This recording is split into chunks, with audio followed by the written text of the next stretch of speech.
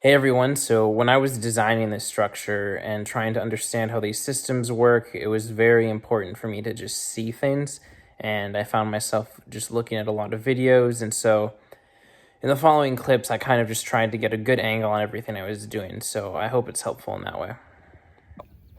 Hey everyone, Triple Nipple Nick with Eternal Harvest Market Gardens, and today I'm going to be showing you how I'm leveling the foundation for this structure. We have some gravel directly on top of the ground with these concrete blocks. As you can see, my 4x4 post is going to fit in that block. And to level it, we're simply putting this even post, checking if the bubble's in the middle to make sure it's level. I'm leveling the individual blocks by going this way, and this way, although that doesn't need to be exact because the post isn't going to fit exactly in there. And then lastly, we want to make sure it's square. And so my dimensions on this structure from the outside edge of where the post is going to be is 9'9" by 10 foot. And so you can use the Pythagorean theorem, a squared plus b squared equals c squared. 9'9" squared, you're going to get 95 feet because that's 9.75 squared. And then 10 feet, you're going to get 100 feet. And so you add those together, 195, and we calculated the square root of that is 14. And then so what I'm going to do, measuring from the outside corner of where the post is going to be, because that's the dimensions I'm using for the calculations. You could use the inside if you like. Should be 14 feet. To the outside of this block. That's 168 inches. Right now you can see we're at like 169 and a half. So that means I have some work to do making sure this is level. Just gonna have to move it a bit that way, and then you want to make sure it's still 10 feet from the edge of that post to this post. So as long as that block and that block are already 10 feet apart, I'm sorry, those ones are 10 feet apart, and this one is 9'9". I'm just using this 10-foot board and taking off 3 inches. So that side's already done. Now I just need to make these sides match up. And then once all the concrete blocks are evenly spaced and level, we can start building. Hey everyone, back again a couple hours later, and I realized, you really don't need to get those blocks perfect. It's much easier to take these pieces of lumber that are measured to fit exactly where they're supposed to go, and then to make it so the blocks are spaced apart as much as they're supposed to be with these posts, and then measure the diagonals. And if one diagonal is a little longer than the other, you know that you have more of a trapezoid, just like a square that's slightly bent where the angles aren't quite 90 degrees, and you can just adjust that to get it square. And you can still move the concrete blocks. So, it's square enough now. And then put the posts up and put these horizontal beams that have been measured to be the exact length.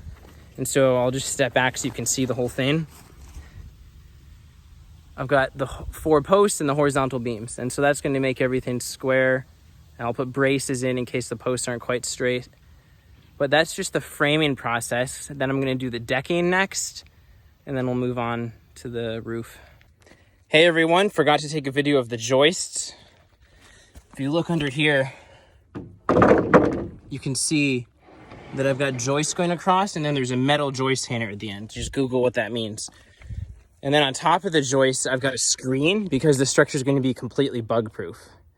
And I've just got it stapled in to that screen. And now I'm laying my deck boards perpendicular to the joists. Hey everyone, just taking a break from the heat. Almost had a heat stroke. And when I was learning to do this, it was really helpful to just look at videos and clips of what it looks like. So I'm just going to show you a bunch of different angles of the finished deck.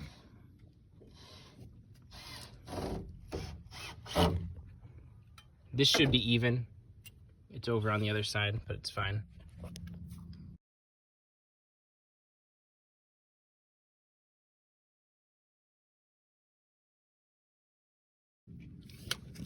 And then you can see how it's attached to that post. And then here's the deck.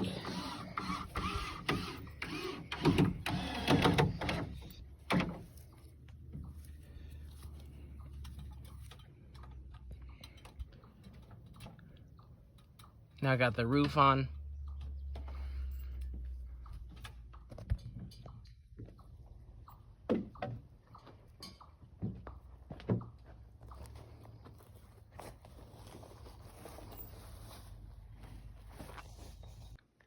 Hey everyone, just wanted to shoot the roof before I finish putting the metal on. So this is tar paper. You can see how it's overlapped like that. And then there's staples. It's over the plywood. And then this metal is being drilled in just into the plywood. Doesn't need to be on the joists.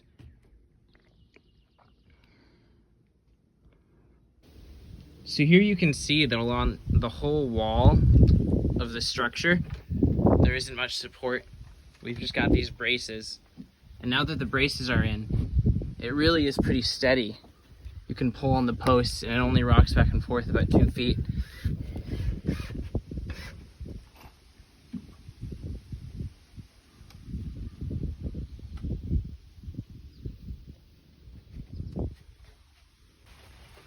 So I just finished. This is the view from the inside.